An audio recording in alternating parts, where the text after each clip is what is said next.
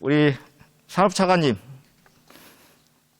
제가 산자인데 산자에서 말씀드리는 것을 여기서 지적하는 것 같아서 죄송스럽게 한데요.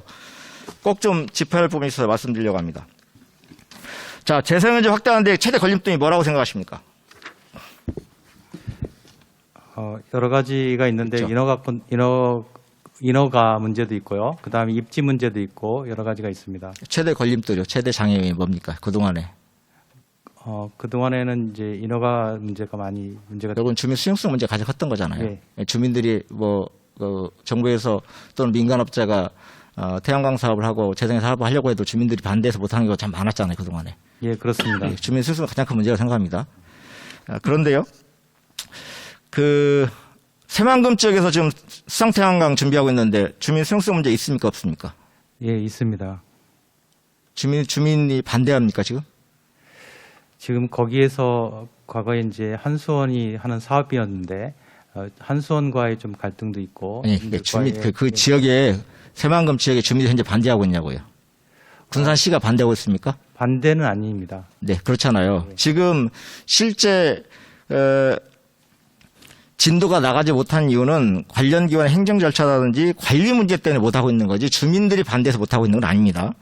근데 특히 사업을 충실하게 관리해야 산업부와 새만금 개발청 또는 개통연계 기반을 구축하는 한수원이 충분히 준비하지 못한 책임이 커서 이런 말씀을 드리는 건데요. 차관님, 1.2GW를 1단계로 수상태양광 하고 있는데 SK가 추진하는 수상태양광 200메가는 2023년 말 준공 예정입니다. 이게 만약에 발전시설이 완공되면 2023년부터 발전 개시할 수 있습니까? 현재 준비 정도로? 지금 그쪽에서 여러 가지 진행 사항이 좀 더디게 진행이 되고 있습니다. 지금 전북 군산시에서 출자한 시민발전주택회사가 지금 모든 발주 준비를 다 끝내고 사업자도 정해놨어요. 착공을 못하고 있습니다. 왜 못하고 있는 거죠? 그 이제 개통 관련 진행이 되고 있는데 입찰 문제도 있고 또 한수원하고 그 진행 사항이 좀 그러니까 지금 개통 연계 아무리 현재 발전소를 지어도 개통을 전기를 내보내고 받을 수 없는 준비가 안 돼 있잖아요. 그걸 누가 하는 겁니까? 한수원이 하는 거죠. 예, 한수원이 하게 했고 그거에 대해서 관리 감독은 산업부와 예. 새마을개발청이 함께 하는 거죠. 예. 근데요, 방금 차관님 말씀하셨는데 이 사업 규모가 4,800억짜리입니다. 얼마 전에 수의계약 시도하려 수의계약 못했습니다. 왜 수의계약을 하는 게 왜 했겠어요? 그 전에 5번 유찰됐습니다. 이 정도 큰 공사가 5번 정도까지 유찰된 경우가 있습니까? 지금까지 없는 것으로 알고 있습니다. 그죠? 근데 수의계약 했는데 결국 수의계약 했음에 불구하고 수의 시담을 했는데 계약 못했습니다. 그죠? 예, 그렇습니다. 이게 담합해서 안 됐을까요? 업체들이? 그렇지 않습니다. 예. 담합한 건 아니잖아요. 예. 그러면 뭔가 한번 이 사업의 전체 설계에 문제가 있다고 판단하셔야 되는 거 아닙니까? 제가 말씀드려 볼게요. 자, 한수원이 처음에 이 사업을 추진하면서 자본금 77억 원에 부채는 96억, 자본금보다 부채가 더 많은 현대글로벌과 SPC를 만들었습니다. 새만금 솔라파라는 SPC를 만들었고요. 그 다음에 2.1GW 분기 규모의 새만금 수상태양광 전체의 설계도 수상태양광 경험이 전무한 현대글로벌에 250억 주고 맡겼습니다. 또 그 다음에요. 전체 공사의 27%를 입찰도 없이 현대글로벌 할당하고 하전이나 손해배상이나 수리 책임은 전체 공사를 낙찰받은 기업한테 연대 책임 지도를 했어요. 이러니까 기업들이 들어옵니까? 감사장님, 이거 지금 감사 중이시죠? 너무 작아서 모르시나요? 아닙니다. 네. 지금 저희가 감사를 전체를 좀 확인을 해보겠습니다. 네. 감사 진행 중인 걸 제가 알고 있고요. 네. 이거 감사 꼼꼼히 좀 진행해 주십시오. 예, 저희가 실질감사 후에 지금 처리하는 중입니다. 네. 꼼꼼히 이런 문제가 있어서 결국은 문재인 정부의 탄소 중립국가로 가는 과정에 꼭 필요한 수상태양광 모든 절차가 다 끝나 있고 주민의 반대도 없는 사업에 대해서 한수원이 업무 혜택 그리고 업무에 무기력하게 대응하면서 이런 문제가 현재 발생하고 있습니다. 그리고 방금 말씀드린 이런 의혹들이 있습니다.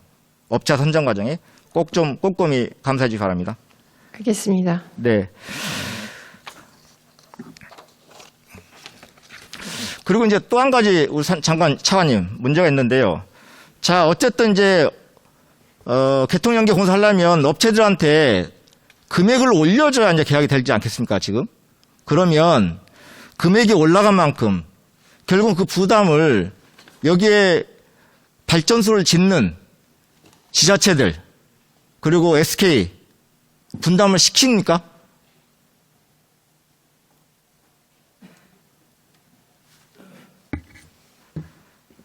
예, 그 부분은 당초 사업대로 일단 진행이 되고 그 사항에 대해서 그 참여하는 SPC 내에서 협의가 필요한 것으로 이해를 하고 있습니다. 차관님, 어쨌든 이 공사 기간이 길어져서 금액이 늘어나고 이런 부분에 대해서는 그 기책사회가 있는 기관이 책임지도록 해야 됩니다. 그래서 관리감도 철저히 해주시기 바랍니다. 예, 알겠습니다. 네.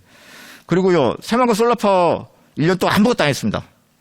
한수 출신 본부장이 가서 연간 1억 원 월급만 받고 일 진행된 거 없습니다.